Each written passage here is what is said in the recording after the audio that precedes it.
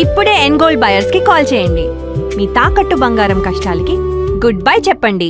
నమస్కారం, మీరు చూస్తుంది ఐడ్రీమ్. నేను మీ కీర్తి. ఆగస్టు 27వ తారీఖు చంద్రగ్రహణం ఏర్పడుతుంది. భారతదేశంలో ఉందా లేదా, ఏ దేశాల్లో ఉంది, ఏ సమయంలో ఉంది, ఉన్న దేశాల్లో ఏ సమయంలో పడుతుంది, ఏ సమయంలో వదులుతుంది, అలాగే నియమాలు ఎప్పుడు, ఎలా, ఎక్కడ, ఎందుకు పాటించాలి, ఆ తర్వాత మన భారతదేశంలో ఒకవేళ ఉంటే గనుక ఆ రోజు రాఖీ కట్టుకోవాలా, కట్టుకోకూడదా, ముందు రోజు శ్రావణ శుక్రవారం రోజు వరలక్ష్మి వ్రతం చేయలేని వాళ్ళు ఈ శుక్రవారం మరి చేసుకోవచ్చా, చేసుకోకూడదా, ఇలాంటి వివరాలని ఈ వీడియో ద్వారా తెలుసుకుందాం. మనతో పాటు ప్రముఖ ఆస్ట్రాలజర్ బ్రహ్మశ్రీ నందివట్ల గారు ఉన్నారు. నమస్తే గురుగారు. వాగర్థావివ సంపృక్తౌ వాగర్థ ప్రతిపత్తయే జగతః పితరౌ వందే పార్వతీ పరమేశ్వరౌ ఆదిత్యాయ చ సోమాయ మంగళాయ బుధాయ చ గురు శుక్ర శనిభ్యశ్చరాహవే కేతవే నమః. శృంగేరి జగద్గురు పీఠాధిపతులకి, కంచి పీఠాధిపతులకి నమస్కారములు తెలియజేసుకుంటూ కార్యక్రమాన్ని ప్రారంభిద్దాం. గురుగారు, ముఖ్యంగా ఈ వీడియో ఎక్స్క్లూజివ్గా అమెరికన్స్, కెనడియన్స్ ఆర్ మన భారతదేశంలో కాకుండా మన భారతదేశం వాళ్ళు ఇతర దేశాల్లో ఉన్న వాళ్ళకి డెడికేట్ చేసేటట్టుగా ఉంది. ఎందుకంటే భారతదేశంలో ఉందా లేదా ఫస్ట్ చెప్పండి గురుగారు. ఖండాగ్రాస చంద్రగ్రహణం అనేటువంటిది అమెరికా, కెనడా తదితర ప్రాంతాల్లో 27వ తారీఖు రోజున రాత్రి ఏర్పడుతుంది. ఆ సమయాన్ని మన భారతదేశ కాలమానానికి తర్జుమా చేసుకుంటే ఉదయం 6:53 నుంచి 12:25 వరకు ఈ యొక్క గ్రహణ ప్రభావ కాలం ఉంది. కానీ మన భారతదేశంలో కనిపించదు. కనిపించినటువంటి గ్రహణానికి ఆచార నియమాలు, పట్టు విడుపు స్నానాలు, అలాగే ఈ సంబంధించినటువంటి ఇల్లంతా కడుక్కోవడాలు, దేవాలయాలు కడగడాలు, ఇవన్నీ దాన ధర్మాలు ఏవి వర్తించవు. దాన ధర్మాలు చేయొచ్చు. ఎందుకనంటే ప్రపంచానికి ఒకటే సూర్యుడు, ఒకటే చంద్రుడు. ఆ చంద్రుడికి గ్రహణం ఏర్పడుతున్నటువంటి కారణం చేత కుంభరాశిలో ఏర్పడుతున్నటువంటి గ్రహణ ప్రభావం వలన వృషభ, మిథున, కర్కాటక, సింహ, తుల, వృశ్చిక, మకర, కుంభ, మీన రాశిలో జన్మించినటువంటి వారికి ఇప్పుడు మామూలుగా సాధారణంగా రాబో 3 నెలల వరకు చిన్న చిన్నపాటి సమస్యలు కొద్దిగా ఎక్కువగా ఉంటుంటాయి. అయితే ఇతర ప్రసార మాధ్యమాలలో ఈ యొక్క చంద్రగ్రహణ సందర్భంగా ఈ రాశిలో వాళ్ళకి ఇబ్బందులు కలుగుతాయి, మరణము ఇలా చెప్తున్నారు కదా. అలాంటివి ఏవి నమ్మాల్సిన అవసరం లేదు. మహా అయితే నష్టం అయితే ఎలా ఉంటుందనంటే 100 రూపాయలు నష్టమయ్యే చోట 120 లేదా 150, చిన్న దెబ్బ తగిలే చోట కొద్దిగా పెద్ద దెబ్బ తగలడం, లేదా ఇద్దరితో అవమానపడే చోట 10గురితో అవమానపడడం, 3 సార్లు 4 సార్లు ప్రయత్నిస్తే రాని ఫలితం ఒక 15 సార్లు చేస్తే కానీ రాలేకపోవడం, ఇలా చిన్న చిన్న ఇబ్బందులు ఉంటాయి తప్ప అవి కూడా దైవానుగ్రహం చేత ఆ ఇబ్బందులను కూడా తప్పించుకోవచ్చు.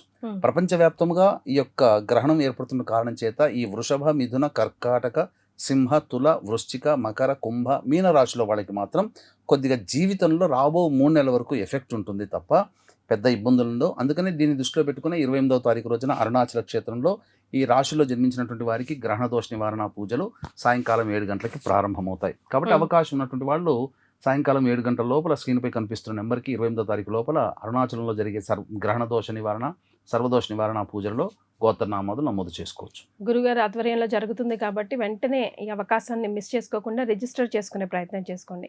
అయితే గురుగారు, ఏ దేశాల్లో ఉంది, ఏ సమయాల్లో ఉంది, వాళ్ళు పాటించవలసిన నియమాలు ఏంటి?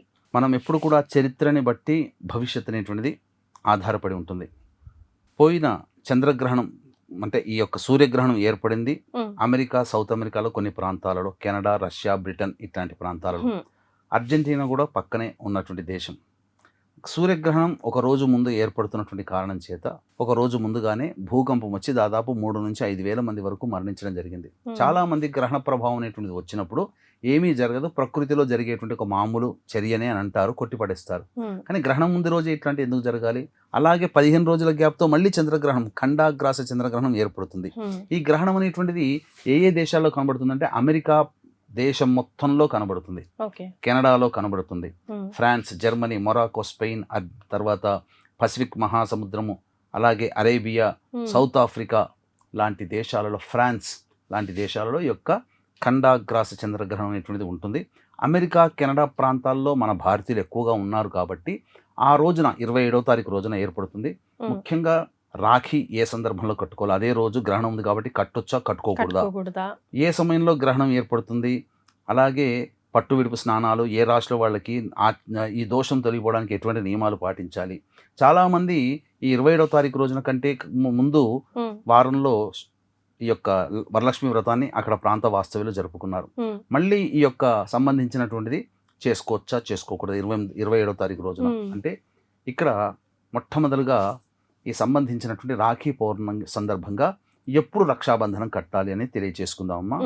ఎందుకంటే ఈ యొక్క రక్షాబంధనం అనేటువంటిది ఈ కార్యక్రమానికి ఎప్పుడు కూడా భద్రాకరణంతో వస్తుంది కాబట్టి భద్రాకరణం లేని సమయంలో కట్టుకోవాలి.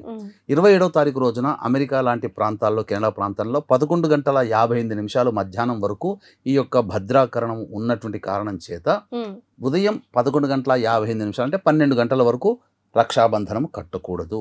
12 to 1 గంట అనేటువంటిది అభిజిత్ ముహూర్తం లేదా అభిజిత్ లగ్నం కాబట్టి ఆ సమయంలో సోదరుణ్ణి ఇంటికి పిలిపించుకొని చక్కగా తూర్పు వైపున ఫేస్ పెట్టి ఆ సోదరుడికి ముందుగా స్వీట్ అనేటువంటిది లేదా భోజనం 12 గంటల కల్లా భోజనం ఏర్పాటు చేసి 12:30 కల్లా కూర్చోపెట్టి తూర్పు వైపున కూర్చోపెట్టి 2 ప్రమిదలు తీసుకొని ఆవు నేతి లేదా నువ్వుల నూనెతో దీపారాధన చేసి 3 పోక చెక్కలు అలాగే బెల్లము, ఆవు పాలు, బియ్యపిండి కలిపినటువంటి ముద్దలు 3 తయారు చేసి ఒక పోక చెక్కతో క్లాక్ వైజ్ డైరెక్షన్గా 3 సార్లు, ఇంకొక పోక చెక్కతో యాంటీ క్లాక్ వైజ్ డైరెక్షన్గా 3 సార్లు మరియు 3వ పోక చెక్కతో పైనుంచి కింది దాకా 3 సార్లు దిగదుర్చి అలాగే ఈ బియ్యపిండితో కూడా అదే విధంగా చెయ్యాలి. చేసి హారతి ఇచ్చిన తర్వాత అప్పుడు ఈ యొక్క సంబంధించినటువంటి రక్షాబంధనం ఎలా కట్టంటే ఏనబద్ధో బలిరాజో బలిని గుర్తు తెచ్చుకోవాలి. అంటే బలి చక్రవర్తికి సంబంధించినటువంటి శక్తులు అనగా దుష్ట శక్తులు ఏ విధంగానైతే అడ్డుకున్నాయో ఈ తోరణంలో బంధింపబడ్డాయో అలాగే నీ జీవితంలో నీ యొక్క అభివృద్ధి కోసమై నువ్వు ప్రయత్నం చేస్తున్నప్పుడు అడ్డుకునేటువంటి దుష్ట శక్తులన్నీ కూడా ఈ తోరము ఈ రాఖీలో బంధింపబడుగాక అని చెప్పి భావనతో సోదరి కట్టాలి. సోదరి పెద్దదైతే సోదరుడు ఆశీర్వచనం తీసుకోవాలి, సోదరుడు పెద్దవాడైతే సోదరి ఆశీర్వచనం తీసుకోవాలి.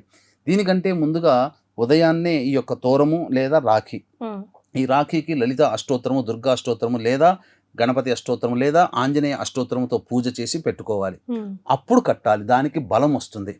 ఇక తదనంతరం భోజనాది కార్యక్రమాలు 1 గంట లోపల ముగించుకోవాలి. 1 గంట లోపలే కెనడా అమెరికా ప్రాంతంలో ఉన్న భారతీయులు ముఖ్యంగా, ఎందుకంటే రాత్రిపూట ఈ గ్రహణం వస్తుంది కాబట్టి సమయంలో ఎటువంటి ఆహార పదార్థం ఉండకూడదు, జీర్ణమైపోవాలి. అయితే ఇక్కడ 60 దాటిన వృద్ధులకి 12 లోపల ఉన్నటువంటి పిల్లలకి ఆహార నియమాలు పానీయాలు అవసరం లేదు. ఇక చాలామంది ఏం చెప్తారంటే బాలింతలు కదలకుండా ఇలాగే కుర్చీలో కట్టేసినట్టు కూర్చోవాలి. అటువంటిది ఏం లేదమ్మా, గర్భవతులు హాయిగా విశ్రాంతిగా పడుకోవచ్చు, కాకపోతే గ్రహణం చూడకూడదు. అలాగే ఇంకా గమనించుకున్నట్లయితే ఆ గ్రహణ సమయంలో దాహం వేస్తే ఎలాగండి, నీళ్లు తాగకూడదా? తాగొచ్చమ్మా, అంటే కడుపు నిండేంతగా కాకపోయినా గొంతు తడుపుకునేంతగా తాగొచ్చు. ఆ విధంగా చేసుకుని 10:23 ప్రారంభమవుతుంది కాబట్టి 10:23 పట్టు స్నానం చేయాలి. చేసిన తర్వాత ముందుగానే 10 గంటల కల్లా కూడా కిటికీలు డోర్స్ అన్ని మూసేసేయాలి. ఎందుకంటే విషవాయువులు డైరెక్ట్గా భూమి మీద ప్రసరిస్తాయి కాబట్టి మన ఇంట్లోకి రాకూడదు. కాబట్టి ఆ విధంగా ఏర్పాటు చేసుకోవాలి. తదనంతరం ఆ యొక్క సంబంధించినటువంటి మంచినీరు, ఇంట్లో నిల్వ ఉన్న నీరు, కూరగాయలు వీటన్నిటిలో దర్భపుల్లలు వేయాలి. అలాగే హాల్ మధ్యలో చతురస్రాకారం స్క్వేర్ టైప్లో బియ్య పిండితో వేసి దాని మధ్యలో కొన్ని దర్భపోచలు ఉంచాలి. మన పూజా మందిరంలో కూడా కొన్ని దర్భపోజలు దేవుని చిత్రపటాల దగ్గర, విగ్రహాల దగ్గర పెట్టుకోవాలి. తదనంతరం 10:23 పట్టు స్నానం అనేటువంటిది చేయాలి. చేసి తదనంతరం దీపారాధన ఇంట్లో చేసుకుని గురువు గారు ఇచ్చిన మంత్రము కానీ లేదా విష్ణు, శివ, లలిత సహస్రనామాలు కానీ ఏదైనా దేవతా స్తోత్రాలు కానీ 10:23 నుంచి 1 గంట వరకు పారాయణం చేయాలి. 1 గంటకి లేచి అప్పుడు మళ్ళీ విడుపు స్నానం చేయాలి. చేసిన తర్వాత ఓపిక ఉంటే ఇల్లంతా శుభ్రపరచుకోవడం మంచినీరుతో, లేదు ఉదయాన్నే లేచి కాలకృత్యాలు తీర్చుకొని ఇల్లంతా శుభ్రపరచుకోవాలి. ఇక తదనంతరం గమనించాల్సిన అంశం ఏంటంటే ఈ యొక్క గ్రహణ ప్రభావం వలన ఏ రాశుల వాళ్ళకి ఇబ్బంది కలుగుతుంది. గ్రహణం అనేటువంటిది శతభిష నక్షత్రం కుంభరాశిలో ఏర్పడుతున్నటువంటి కారణం చేత వృషభ, మిథున, కర్కాటక, సింహ, తుల, వృశ్చిక, మకర, కుంభ, మీన రాశిలో జన్మించినటువంటి వారికి ఈ గ్రహణ ప్రభావం ఉంటుంది. అయితే ఇతర ప్రసార మాధ్యమాల్లో భయపెట్టినట్టుగా జీవితం తలకిందులైపోతుంది, అనారోగ్యం వచ్చేసేస్తుంది, లేకపోతే మరణిస్తారు, అట్లాంటివి ఏమీ భయపడాల్సిన పని లేదమ్మా. జాబులు పోతాయి, ఇట్లాంటివి ఏమీ భయపడాల్సిన పని లేదు. ఎలా ఉంటుందనంటే 100 రూపాయలు నష్టం వచ్చే చోట 120, 150 రూపాయలు, చిన్న దెబ్బ తగిలే చోట పెద్ద దెబ్బ కొద్దిగా, అలాగే ఇద్దరితో మాట పడే చోట 10 మందితో మాట పడడం, అలాగే 3 సార్లు ప్రయత్నిస్తే రాని ఫలితము ఇక 7-8 సార్లు ప్రయత్నిస్తే రావడం, ఇలాంటివి జరుగుతాయి తప్ప భయపెట్టేటువంటి విధంగా ఏది ఉండదు. ఇది గమనించాలి. కాబట్టి ఈ చెప్పినటువంటి రాశిలో జన్మించినటువంటి వాడు గ్రహణాన్ని చూడకూడదు. అలాగే శతభిషము, ఆరుద్ర, స్వాతి నక్షత్రంలో జన్మించిన వాళ్ళు గ్రహణాన్ని చూడకూడదు. అలాగే గర్భవతులు గ్రహణాన్ని చూడకూడదు. భారతీయులైనా వాళ్ళైనా ఈ ముఖ్యంగా ఈ రాశుల వారు ఎలాంటి దాన ధర్మాలు చేయాలంటే ఇక్కడ మన భారతదేశంలో ఈ గ్రహణం కనిపించదు కాబట్టి కనిపించని దానికి ఇవన్నీ మనం పాటించాలా అంటారు. నిజమే. కనిపించని గ్రహణానికి ఆచార నియమాలు, పట్టు విడుపు స్నానాలు, పూజలు అవన్నీ చెప్పాం కదా, అవి ఆచార నియమాలు పాటించాల్సిన అవసరం లేదు. కానీ ప్రపంచానికి ఒకటే సూర్యుడు, ఒకటే చంద్రుడు. కాబట్టి ఆ చంద్రుడికి గ్రహణం ఏర్పడుతున్నటువంటి కారణం చేత ఈ చెప్పబడినటువంటి వృషభ, మిథున, కర్కాటక, సింహ, తుల, వృశ్చిక, మకర, కుంభమీన రాశుల్లో జన్మించినటువంటి వారు ఈ గ్రహణ ప్రభావానికి గురవుతారు. ఈ చెప్పిన విధంగా సమస్యలు కొద్దిగా ఎక్కువగా రాబో 3 నెలల వరకు ఉంటాయి. కాబట్టి ఈ యొక్క రాశిలో జన్మించినటువంటి వాళ్ళు తదనంతరం అనగా 28వ తారీఖు రోజున దానాది కార్యక్రమాలు అనేటువంటి చేసుకోవాలి. అయితే వీక్షించేటువంటి ప్రేక్షకులు అమెరికా, కెనడా లాంటి ప్రాంతాల్లో మన భారతీయులు ఎక్కువగా ఉన్నారు. కాబట్టి ఈ సంబంధించినటువంటి గ్రహణ దోష నివారణకై మన పీఠం ఆధ్వర్యంలో 28వ తారీఖు రోజున అరుణాచల క్షేత్రంలో ఈ సంబంధించినటువంటి గ్రహణ దోష నివారణ పూజలు, శని దోష నివారణ పూజలు, అలాగే జాతకరీత్యా కలుగు విద్య, వివాహ, ఉద్యోగ, దాంపత్య, అనారోగ్య సమస్యల నివారణకి సర్వదోష నివారణ పూజలు అనేటువంటి జరిపించడం జరుగుతుంది. అవకాశం ఉన్నటువంటి వాళ్ళు అరుణాచల క్షేత్రంలో 28వ తారీఖు రోజున జరిగేటువంటి గ్రహణ దోష నివారణ పూజల్లో సాయంకాలం 7 గంటల లోపల స్క్రీన్పై కనిపిస్తున్న నెంబర్కి కాంటాక్ట్ చేసి గోత్రనామాదులు నమోదు చేసుకోవచ్చు. ఇక ఇక్కడ ప్రాంతంలో మన భారతదేశంలో కనబడకపోయినా ఈ రాశుల్లో జన్మించిన వాళ్ళకి ఇబ్బంది ఉంటుంది కాబట్టి వాళ్ళు కూడా చేసుకోవాలి.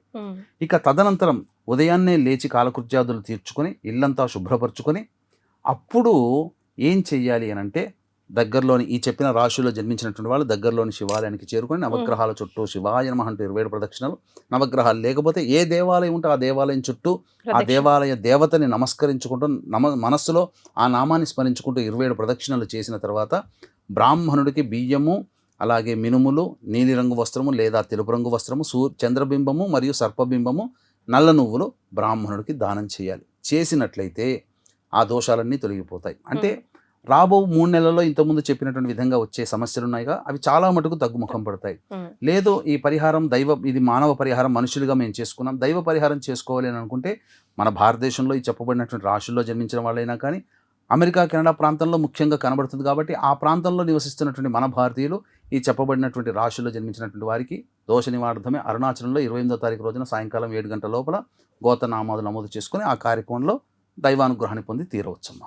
సో ఎలాగో వీకెండ్ వస్తుంది కాబట్టి ఆలయానికి వెళ్ళి దాన ధర్మాలు అవి చేసుకుంటే మరీ మంచిది. లేదన్నా కూడా గురుగారి ఆధ్వర్యంలో ఎలాగో చేయబడుతుంది పూజా కార్యక్రమం కాబట్టి వెంటనే స్క్రీన్పై కనిపిస్తున్న నంబర్కి రిజిస్టర్ చేసుకోవచ్చు. చాలా సంతోషం గురుగారు, ధన్యవాదాలు. సర్వం శ్రీ ఉమామహేశ్వర పర బ్రహ్మార్పణమస్తు.